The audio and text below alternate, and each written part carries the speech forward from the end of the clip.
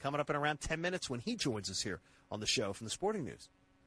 I really do believe that college basketball scheduling could be better, because I would have to believe that some of these teams and their records have gotten fat. Not Batman fat. Not Ben Affleck, stop in Dunkin' Donuts this morning fat. I'm talking about that Batsuits does a lot to be very slimming, thankfully.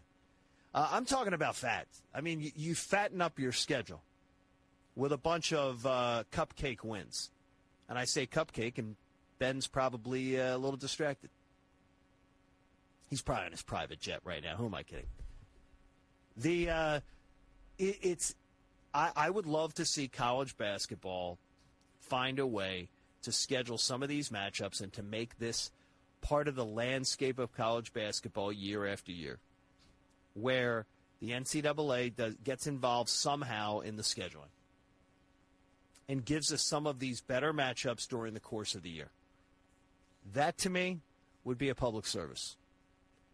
The Pac-12 is begging. By the way, you want to jump in, you can at 855-212-4CBS. If you want to talk about this, you can at 855-212-4CBS. The Pac-12 and the SEC, two of the big boys of the Big Five conferences, power conferences, are they're lighting candles today if they go to church. They're saying, please, don't let us fall apart here, because you could see the Pac-12 that had 7 entries into this tourney, 7 of the 68 slots, they could be eliminated going into the Sweet 16 if Oregon doesn't get by a pesky, and I mean pesky and dangerous, St. Joe's team. If they don't do that today, the Pac-12 is down to its last chance. The SEC is facing the same thing. The SEC only got 3 in.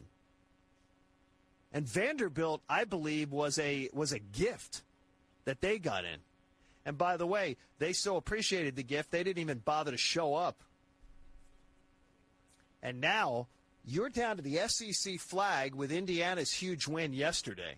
And I mean, Indiana, Tom Crean did a nice job of having his team overcome a slower start and then to manage to finish.